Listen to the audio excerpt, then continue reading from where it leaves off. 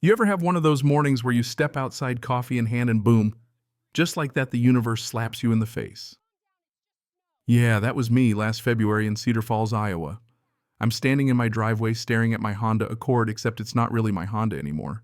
It's more like a metal sculpture, a crumpled, lopsided tribute to poor life choices and worse snowplow drivers. My car was crushed. And the guy who did it, he was already long gone, probably halfway to Minnesota by the time I'd blinked twice. Now let me back up. I'm Ryan Thompson. I'd been living in Meadowbrook Estates for about 3 years at that point, still buying into the whole suburban dream thing, matching mailboxes, manicured lawns, all that nonsense. The kicker, no one tells you about the real boss in these places isn't the mayor, it's the head of the HOA. Ours is Patricia Hendress, who honestly treats any rule breaking like it's a threat to national security. She's the kind of woman who would write you up for a blade of grass leaning too far left. But on this particular morning, it wasn't Patricia's usual lecture about my trash cans being visible from the street. This was different.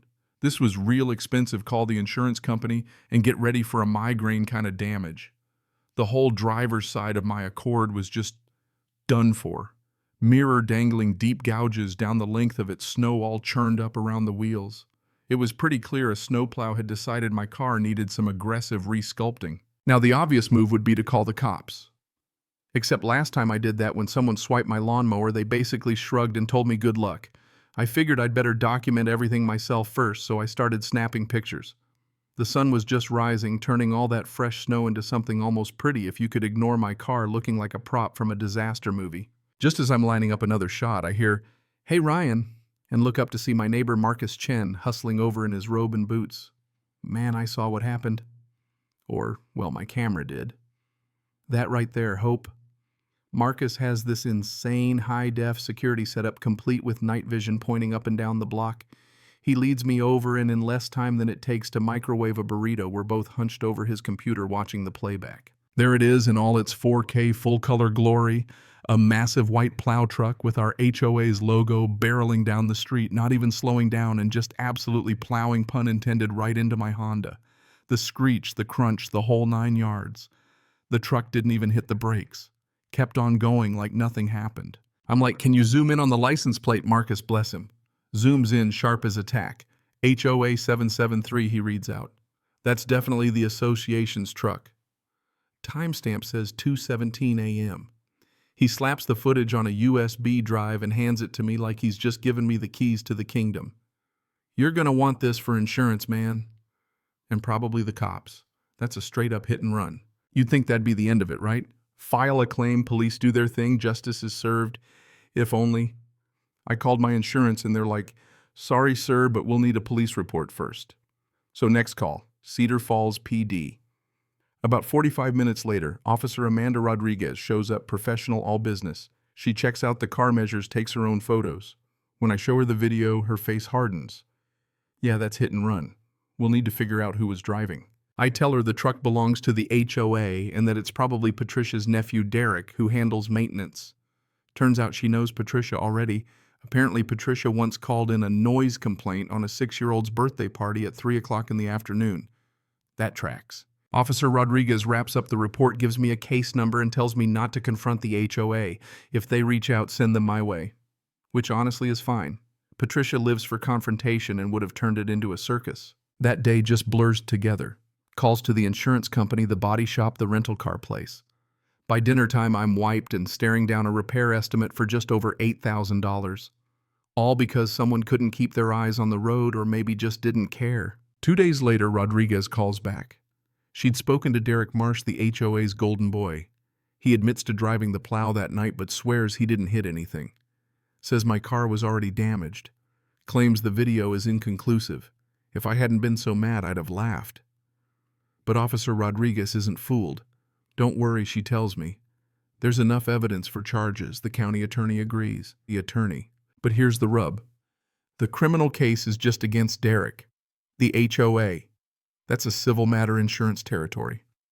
Still, I feel a weird sense of justice. At least Derek won't just skate by. The next morning, though, things took a turn for the surreal. In my mailbox was a letter from the HOA signed by Patricia. According to her, my car had violated community standards by being parked in the driveway overnight, yes, the very night it was hit. They fined me $200. I stared at that letter for a good 5 minutes. They hit my car and then fined me for it being in the way. I snapped a picture, sent it to Marcus. His reply was basically, "Are you serious right now? Called Officer Rodriguez?" She just sighed. "It's not illegal, but keep the letter. Shows a pattern. Don't pay it. Noted." The fines kept coming for garbage cans being visible for weeds in the lawn, which, mind you, was buried under a foot of snow. Every letter came with a fine attached. They were trying to bury me in paperwork and penalties. But I documented everything, took photos, kept logs, got smart about it. Turns out I wasn't alone. Sarah Williams from a few houses down stopped me one morning. She'd gotten fined for painting her front door. "There's a bunch of us thinking of calling a special meeting to vote Patricia out," she told me. "You in? Absolutely." We needed 48 signatures out of 240 homes. By week's end, we had 63. Everybody, it seemed, had a story about Patricia's overreach. The special meeting was wild. Usually these things are dull handful of retirees, awkward small talk. Not this time. The room was packed. Patricia tried to filibuster, claimed it was all a witch hunt, accused me of manipulating my neighbors, even called out my car incident as a made-up drama. Then Marcus stood up. "I've seen the video. We all have. It's not inconclusive." He played it for everyone. Derek's truck, the impact, the logo, the plate. It was undeniable. The crowd turned. People started sharing their own run-ins, Mrs. Simmons and her outlaw bird feeder, James Patterson, and his too large American flag. The stories poured out. When the vote came, Patricia got crushed, 107 for removal, 12 against. She stormed out, Derek on her heels, and the board named Linda Monroe interim president. Honestly, it was the most satisfying thing I'd seen since college football season. A few weeks later, the insurance company called. "Good news, we're covering your claim. We'll go after the HOA's insurance for the payout." Of course, the HOA's insurer tried to wiggle out, but my side was relentless. Meanwhile, Derek was in court. He tried every excuse, even suggested I'd stage the whole thing for insurance. The judge was not impressed. Derek got fined, his license suspended, and had to pay restitution. The best part? Turned out he never even had the right license to drive the truck. The city started investigating the whole HOA. Suddenly, Patricia's little fiefdom was crumbling. The dominoes kept falling. City inspectors found all kinds of violations: bad maintenance, unqualified drivers, dodgy insurance. HOA was forced to hire real pros to handle things.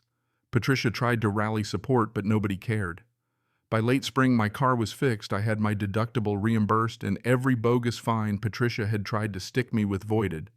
The board passed new rules, term limits, majority approval for big fines, more transparency. The HOA finally started working like it was supposed to. Derek moved out of town, reputation shot. Patricia laid low, but then boom, news broke. She'd been embezzling HOA funds, using them to cover Derek's legal fees and who knows what else. By summer's end, she was arrested, charged with fraud and embezzlement. The evidence was overwhelming, over $75,000 missing. At her trial, I had to testify along with a bunch of other neighbors. Jury took 2 days. Guilty on all counts. Patricia got 5 years, Derek 2 for his part in the scheme. After that, it was like the sun finally came out in Meadowbrook. People smiled, said hi, actually wanted to help each other out.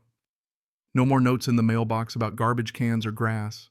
We had barbecues, festivals, decorated for Christmas however we wanted. I found myself actually looking forward to HOA meetings.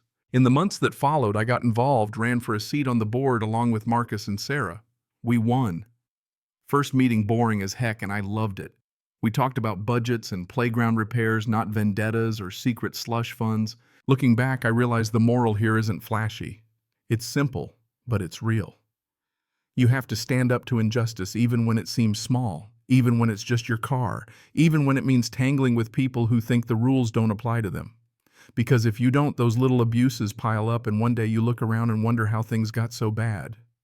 One person backed by a few good neighbors and a stubborn insistence on doing what's right really can change things. So yeah, these days life's a lot quieter. The snow still falls, but the plows are driven by people who know what they're doing, and they steer clear of my driveway. The HOA isn't perfect, but it's fair. There's still arguments, still complaints, but now there's also respect and, believe it or not, a little bit of trust. I guess the question that lingers, maybe for you too, is where do you draw the line? When do you stand up, and when do you let things slide? What would you have done if it were your car, your money, your community? Does power corrupt? Or does it just find the people who were looking for it all along? I'd love to hear your take. Ever gone toe-to-toe with a bossy HOA, had to fight for your own version of justice? Drop your story in the comments. Let's see where everyone stands on what's right, what's fair, and what we owe each other as neighbors. Cảm ơn các bạn đã xem video.